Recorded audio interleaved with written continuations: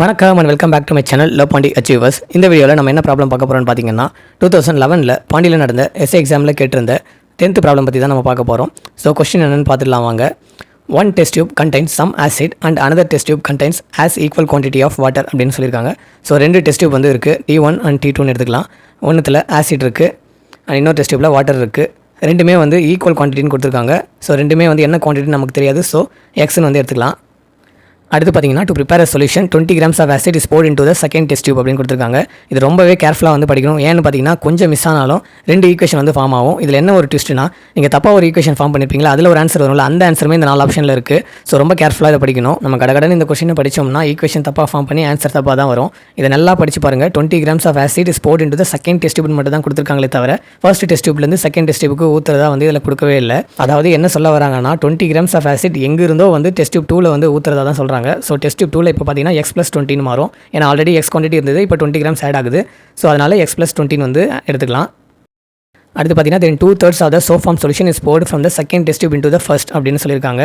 So second test டியூப்பில் இப்போ form ஆன சொல்யூஷனில் 2/3 of the solution வந்து டெஸ்ட் டியூப் 2ல் இருந்து டெஸ்ட் டியூப் ஃபஸ்ட்டுக்கு வந்து ஊற்றுறதா வந்து தெளிவாக வந்து போட்டிருக்காங்க. ஸோ இப்போ பார்த்தீங்கன்னா 2/3 into x+20 இந்த சொல்யூஷன் வந்து இங்கே ஆட் ஆகுது. ப்ளஸ் எக்ஸ் ஆல்ரெடி எக்ஸ் இருக்கிறதுனால ப்ளஸ் எக்ஸ்ன்னு நம்ம போட்டுக்கிறோம். இப்போது 2/3 ஆஃப் த ஃபார்ம்டு சொல்யூஷன் இங்கே ஆட் பண்ணிட்டோம். எங்கேருந்து ஆட் பண்ணுறோம்? டெஸ்ட் டியூப் 2லேருந்து ஆட் பண்ணுறோம். ஸோ அப்போ டெஸ்ட் டியூப் 2ல் இந்த 2/3 ஆஃப் சொல்யூஷன் மைனஸ் ஆகணும். அதனால் -2/3 x+20 போட்டோம்னா நமக்கு ஆன்சர் பார்த்தீங்கன்னா 1/3 x+20 வரும்.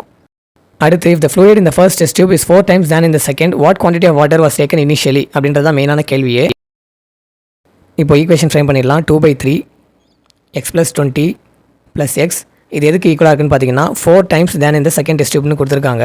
ஸோ அதனால் 4 × 1/3 x+20. ஸோ இதுதான் வந்து ஈக்குவேஷன். இதை நம்ம சால்வ் பண்ணோம்னா நமக்கு கரெக்டான ஆன்சர் வந்து வந்துடும். ஸோ சால்வ் பண்ணலாம் வாங்க. இப்போ 2/3 x+20 என்ன ஆகும்னு பார்த்தீங்கன்னா 2x + 40 / 3 ஆகும். ப்ளஸ் எக்ஸ் வரும். ஈக்குவல் டு 4/3 x+20 என்ன ஆகும்னா 4x + 80 / 3 வரும்.